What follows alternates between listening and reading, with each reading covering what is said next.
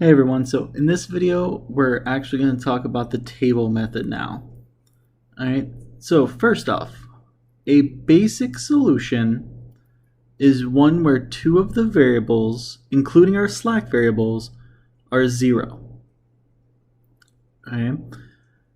If none of the variables are negative, then it is a basic feasible solution. Only the basic feasible solutions are the ones which you would need to check to see if it is a maximum or not. Alright, that might sound a little bit weird, but here's what that really means.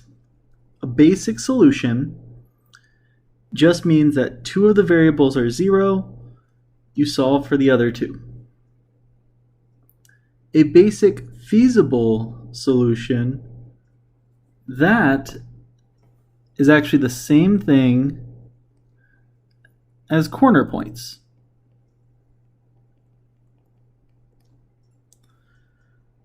All right, so essentially this is just a new way to find corner points where you don't actually have to graph it at all. All right, so whenever it says that the basic feasible solutions are the ones which you would need to check to see if it's a maximum or not, essentially that's just saying you only need to check the corner points. All right, remember, whenever we had graphing and we had one graph maybe like that and another say like that, the only points we checked were the corner points if this was our shaded region. We didn't check that point up there or that point down there, right? So anything that's like that, which, sorry, in this case, 0, 0 would also be a corner point, but any of those that are outside of that feasible region, we never checked. We just checked corner points.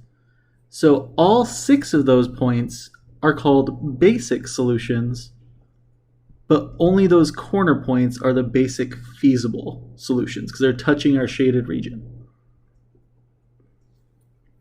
All right. So let's go ahead and get started, and I'll come back to that note in just a second. So we're going to maximize p equals 9x1 plus 5x2, subject to x1 plus x2 is less than or equal to 20, and 2x1 plus 12x2 is less than or equal to 60.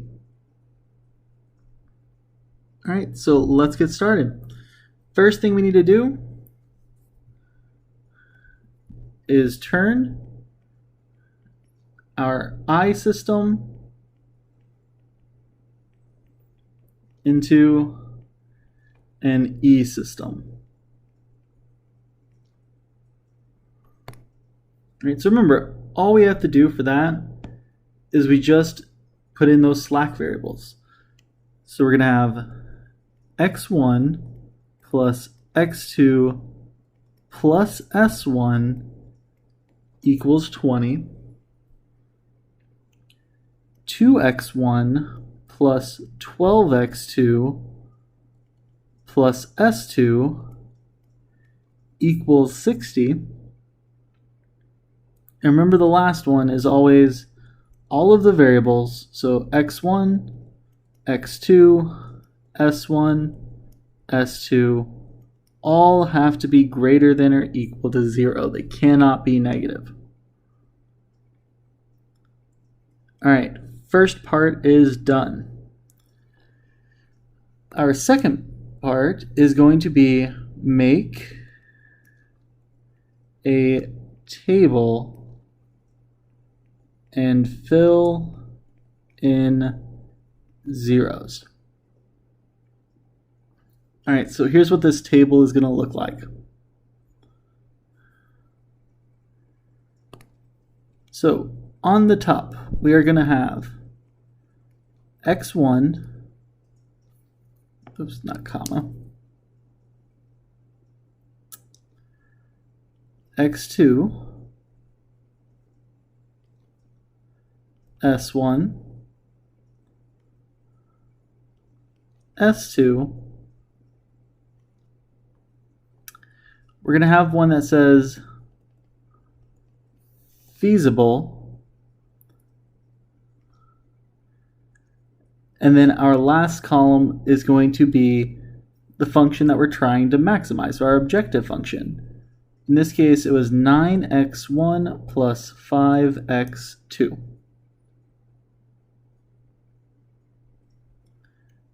All right.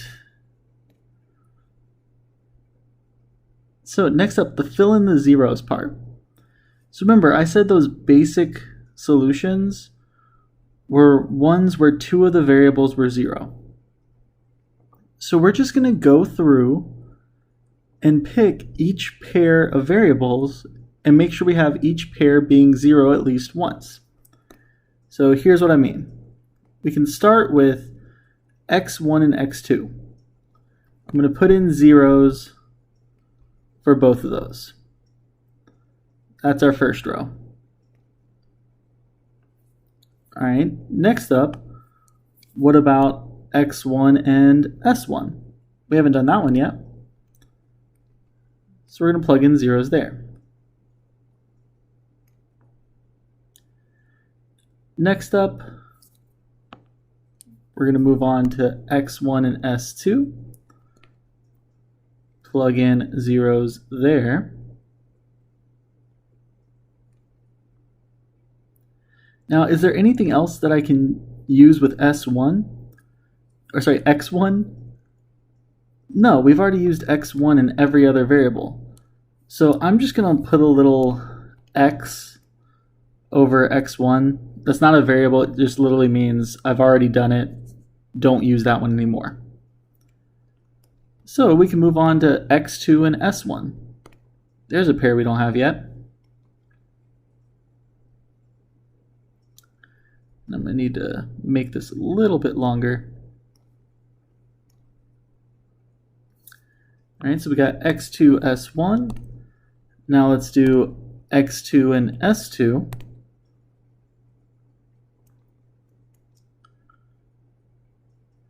Now we've finished everything with x2 that we can. So I'm going to put my little x over that, make sure that we don't accidentally use that again. Then we have s1 and s2. That will be our last row.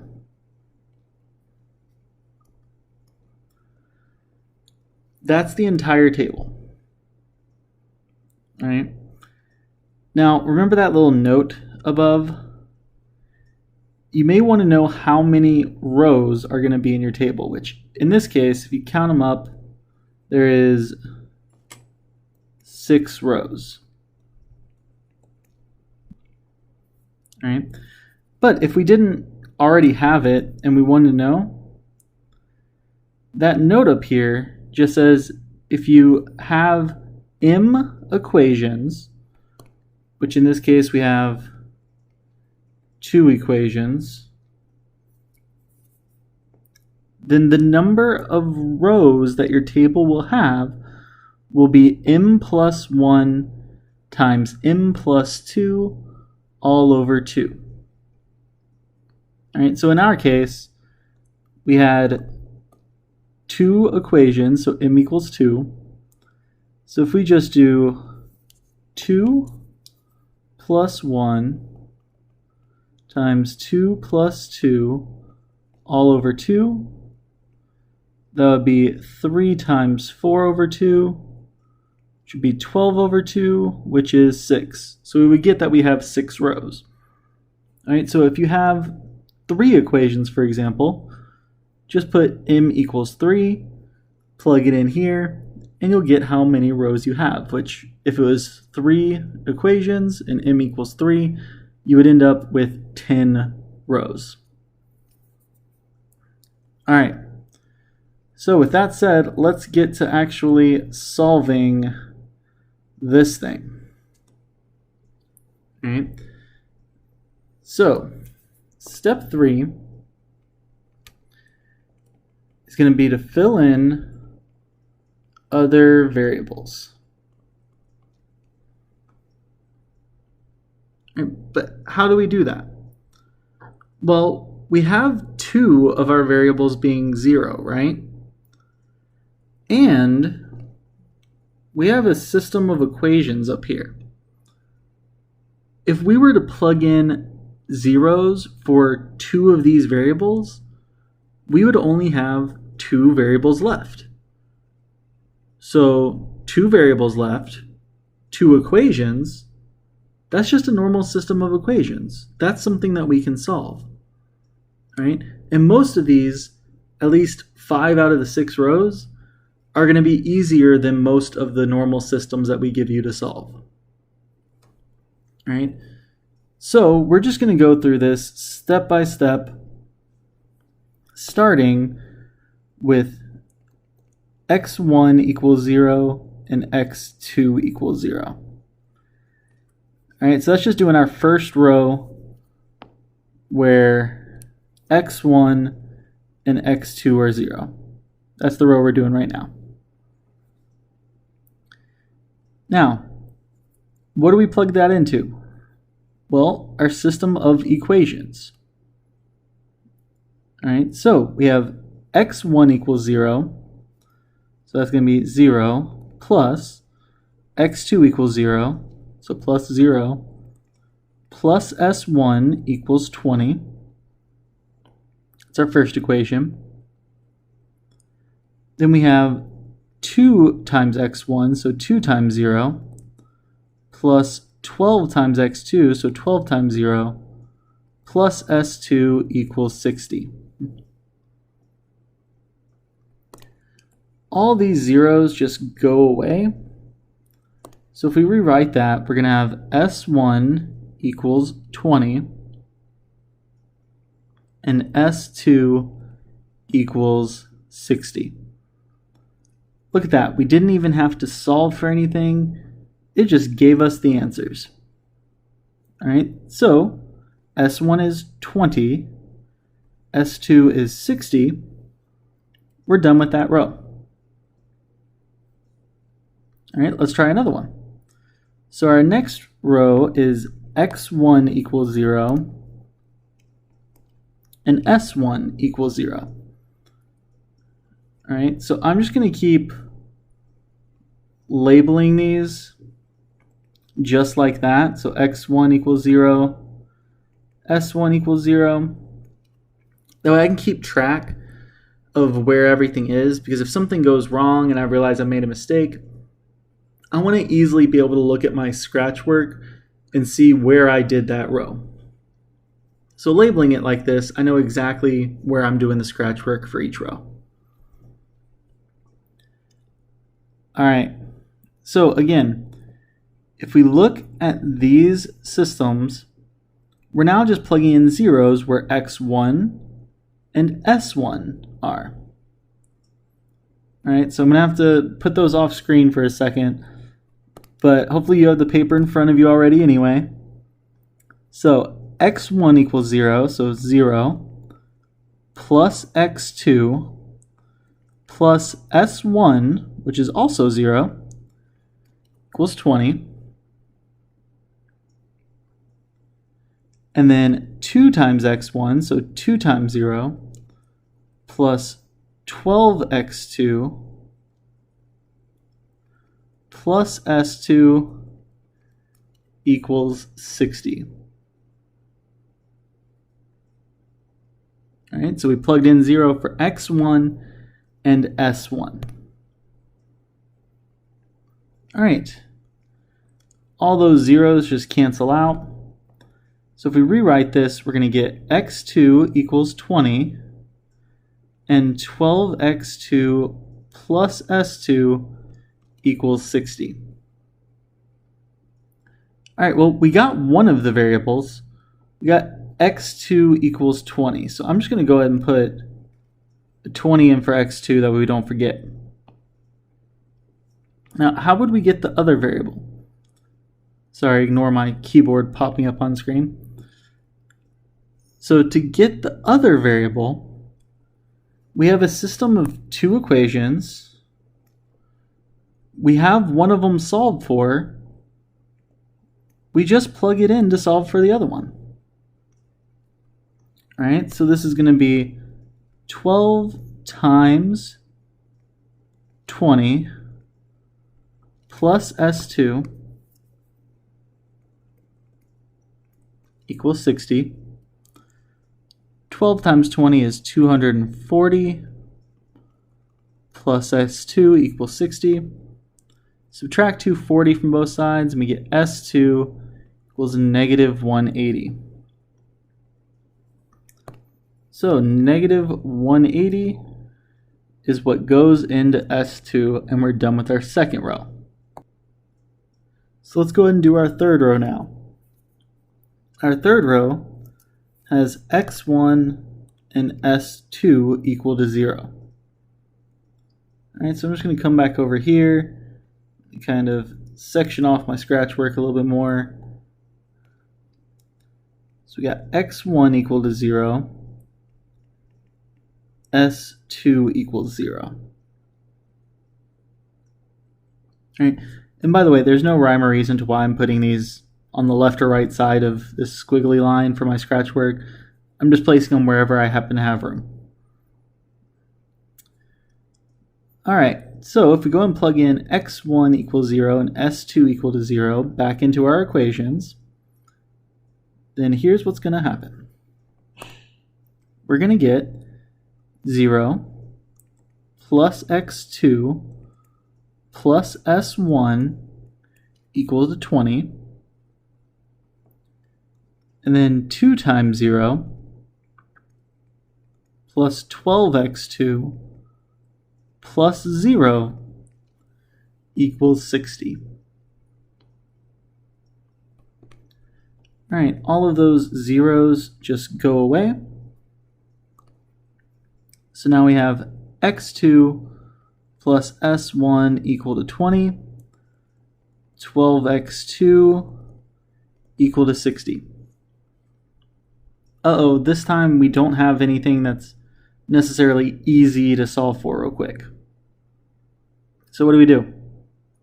Well, we have one that may not be already solved for, but all we gotta do is divide, so that's as easy as it gets. So this second equation, all we have to do is divide by 12, right? Because there's only one variable. So when you get to this point where you have the zeros out of there, just pick the one that only has one variable. Solve for that one first, because it's always going to be easy to solve for. Alright, in this case, we end up with x2 equals 5. So I'm going to go ahead and put that 5 into my table. Now that we have 1, we're going to take that 5 and plug it into x2 in the other equation. Alright, so if we plug that in, we get 5 plus s1 equals 20. Subtract 5 from both sides, we get s1 equals 15. So we put in the 15. Alright, we're halfway there. Don't worry. Next up, we will have x1 completely done now. So in our next row, our zeros are on x2 and s1. Alright, so I'm going to go over here to the side again. Sorry, I don't know why my keyboard keeps popping up.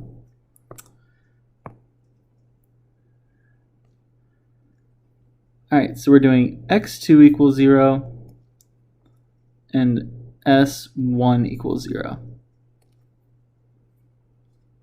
So if we plug that back into our system, we will get... Okay, sorry, my recording software freaked out for a second. I think everything's good now though. Alright, so back to the problem. Plugging these in, we're going to have x1 plus x2, which is 0, plus s1, which is 0, equals 20. In our second equation, we have 2x1 plus 12x2, so 12 times 0, plus s2 equals 60. All right, all those zeros go away.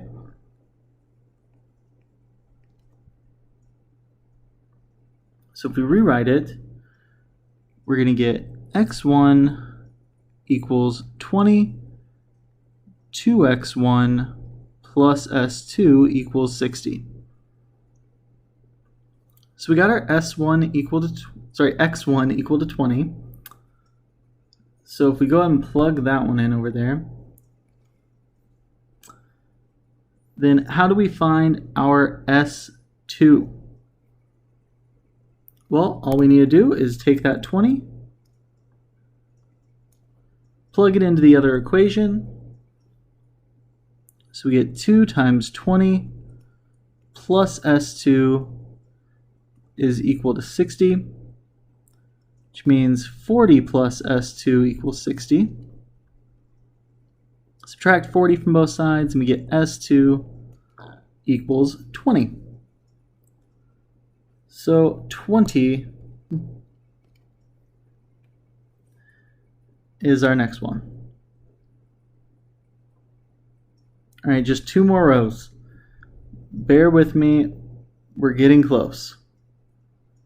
All right, so our next row, we have x2 and s2 are our zeros. All right, so if we put x2 equals 0, and s2 equals 0,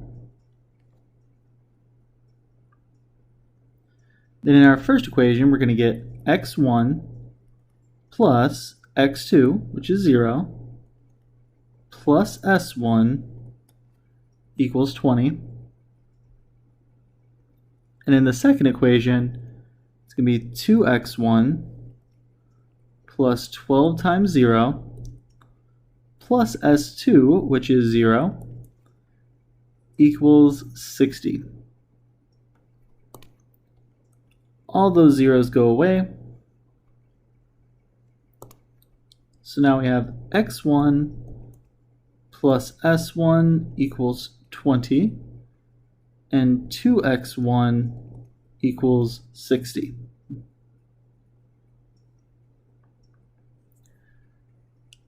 All right, so all we have to do to solve for this one is divide both sides by 2, and we get x1 equals 30. Then we can take that 30 and plug it back into the other equation, which gives us 30 plus s1 equals 20. Subtract 30 from both sides, we get s1 equals negative 10. So our x1 was 30, our s1 was negative 10.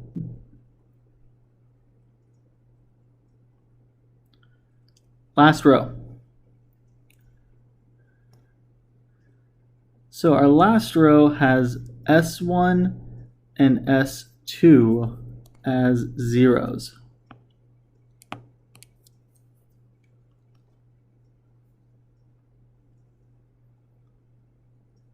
So if we have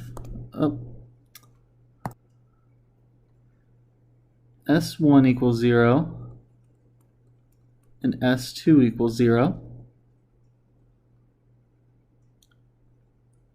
plug those in, we get x1 plus x2 plus 0 equals 20, and 2x1 plus 12x2 plus 0 equals 60.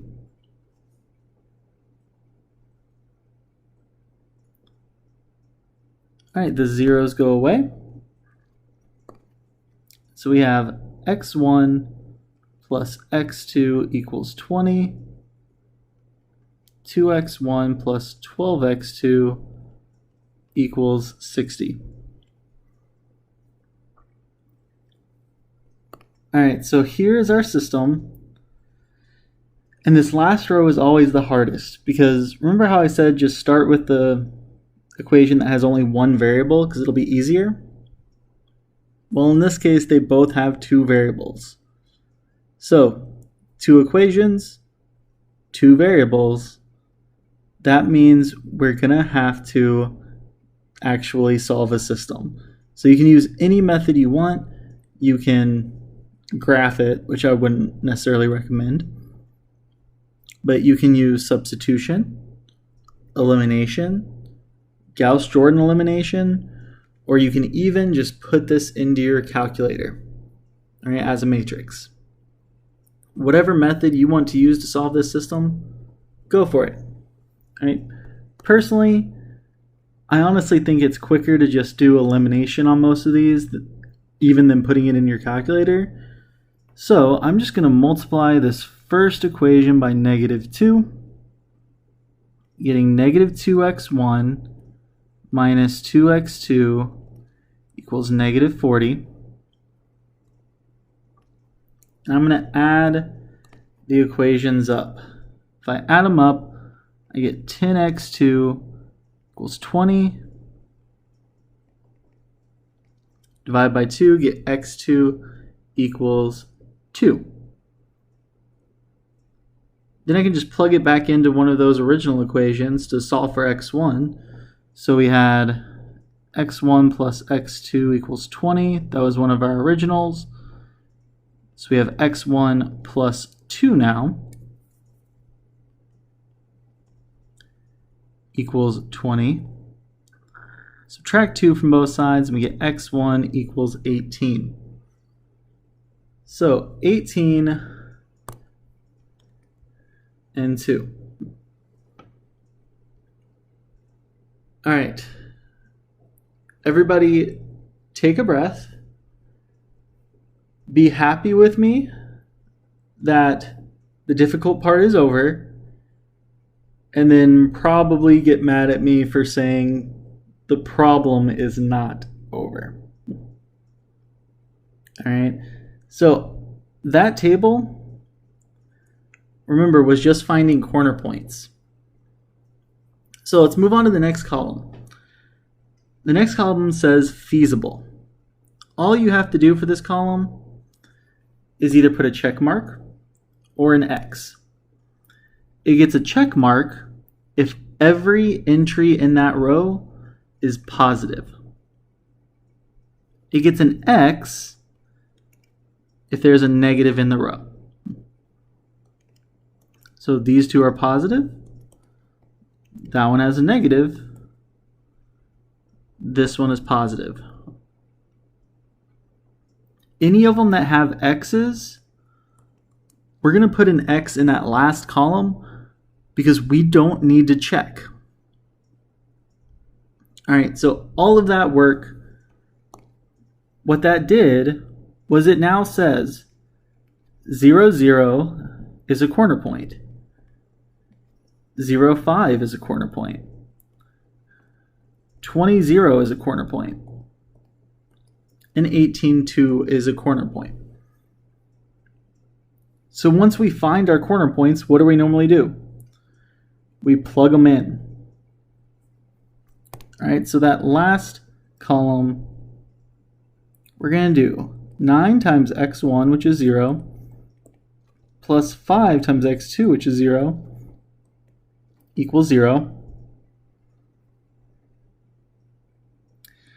Our next one is going to be 9 times 0 plus 5 times 5 is 25. Then 9 times 20 plus 5 times 0 is 180. And lastly, 9 times 18 plus 5 times 2, that'll be 172. So what is our maximum? 180 was the highest. What gave that to us? 20, 0.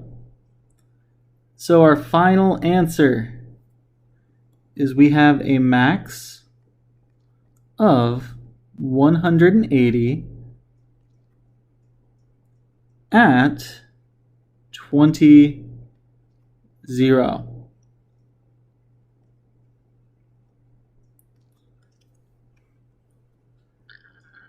All right, so I'm going to go ahead and end this video here.